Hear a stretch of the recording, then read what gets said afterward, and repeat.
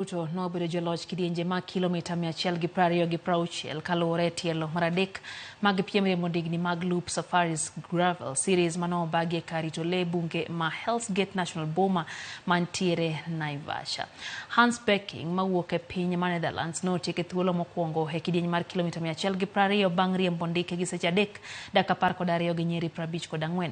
Lucas Baum mawuok e piny mar German kaachiel gi Chad Haga mawuok e piny mar Amerka notieko thuolo mar 2 gi 3 kaluwore. E kidieny mar Wakeni Hadi Nat mawuok e piny mar Ingresa nobedo jaloch.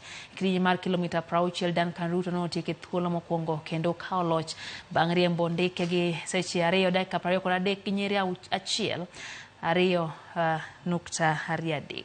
Swarby gi Geoffrey Kariuki notieko thuolo mar 2 gi 3 kaluwore.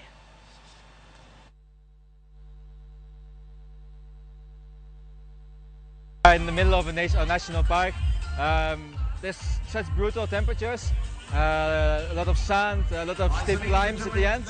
So yeah, it was really a unique experience for me. Gravel meaning moving away from the tarmac and getting onto the off-roads.